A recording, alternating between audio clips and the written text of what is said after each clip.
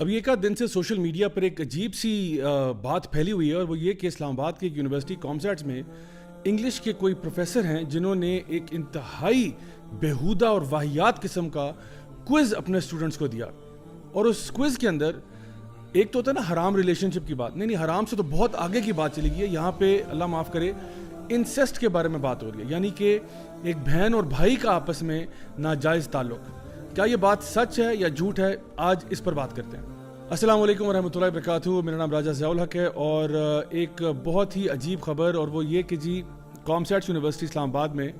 ایک پروفیسر جن کا نام خیر البشر بتایا جا رہا ہے، نام دیکھیں کتنا خوبصورت ہے اور کام دیکھیں کیسے ہیں.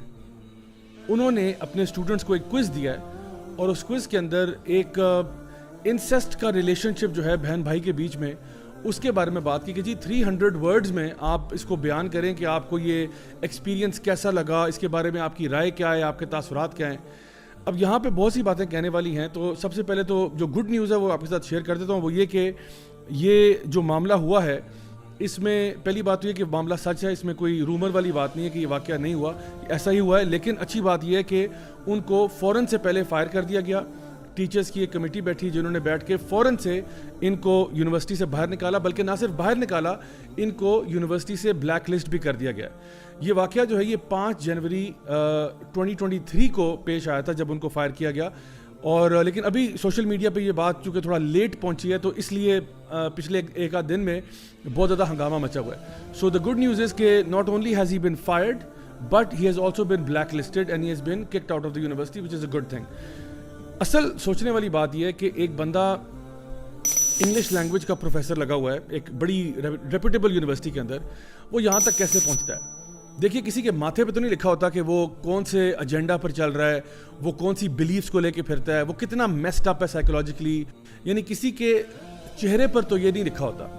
اب وہ جو اپنے کریڈینشلز اس نے پیش کیے ہوں گے، اس نے وہی بتایا ہوگا کہ بھئی میں فلاں یونیورسٹی سے پڑھا ہوں، میرا بیچلرز ہے، ماسٹرز ہے، پی ایچ ڈی ہے، جو اس کی ایکسپرٹیز ہیں وہ بتائی ہوں گی. لیکن اندر سے اس کی ذہنیت کیا ہے یہ تو وقت ہی بتاتا ہے.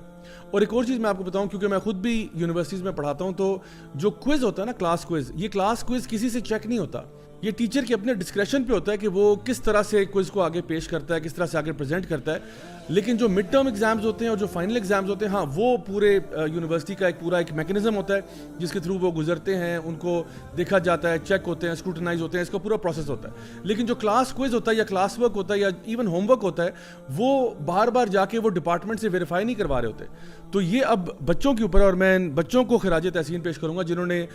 فوراً سے جب ان کو کوئز ملا انہوں نے اس کو یعنی الرٹ ہوئے، انہوں نے الارم بیلز بجائیں، اور انہوں نے جو اتھارٹیز ہیں ان تک بات کو پہنچایا، اور پھر اس کے بارے میں اپروپریٹ ایکشن لیا گیا. یہاں پر ایک اور سوال یہ پیدا ہوتا ہے کہ جو آج کل ہم بہت دیکھتے ہیں، شور مچا ہوا ہے LGBT ایجنڈا اور یہ سارا کچھ، یہ جو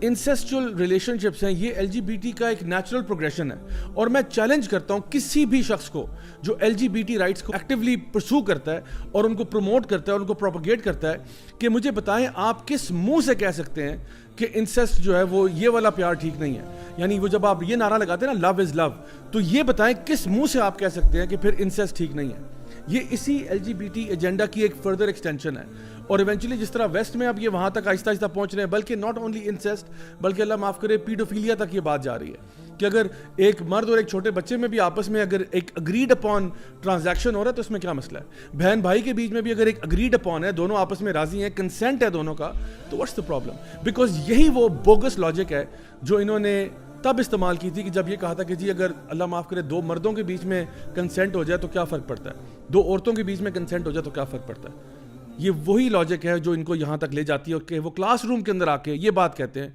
کہ اگر ایک بہن بھائی کے بیچ میں رشتہ ہو جائے اور کنسینٹ کا رشتہ ہے، کوئی نئی چیز ٹرائی کرنا چاہتے ہیں، تو اس میں کیا ہارم ہے؟ اللہ معاف کرے کس برائی کی طرف ہمارا معاشرہ جو ہے وہ جا رہا ہے. تو اب وقت آ گیا کہ ہم لوگ خود اس پہ ایکشن لیں، اور اللہ تعالیٰ جزائے خیر دے ان تمام لوگوں کو جنہوں نے اس کے اوپر اپروپریٹ ایکشن لیا، ان کو باہر نکالا، ان کو بلیک لسٹ کیا. اور اب ہماری سوچنے والی بات یہ ہے کہ کیا ہمارے اسکولوں میں وہ ایک تربیتی نظام موجود ہے جو بچوں کی تربیت کرتا ہے کہ وہ آگے جا کے جب بڑے ہوتے ہیں اور ٹیچنگ جیسے آنریبل اور نوبل پروفیشن میں آتے ہیں تو اس قسم کی جو غلاظت ہے وہ اپنے ساتھ لے کر نہیں آتے، اس قسم کا جو ڈرٹی بیگیج ہے وہ اپنے ساتھ لے کر نہیں آتے. اسے پتہ ہی چلا کہ آج ہمارے بچوں کی تربیت کرنا کتنا ضروری ہو چکا ہے کہ ان کی تعلیم کے ساتھ ساتھ جہاں پہ ہم ان کو انگلش پڑھاتے ہیں، اردو پڑھاتے ہیں، میتھس، کیمسٹری، فزکس پڑھاتے ہیں، ضرور پڑھائیں، ضرور پڑھائیں، ضرور پڑھائیں، لیکن اس کے ساتھ ساتھ equally important if not more important اس کہ ان کی تربیت کی جائے، ان کے اندر خدا خوفی پیدا کی جائے، ان کو یہ بتایا جائے کہ ہمارا جو دین ہے وہ قرآن و سنت پر مبنی ہے،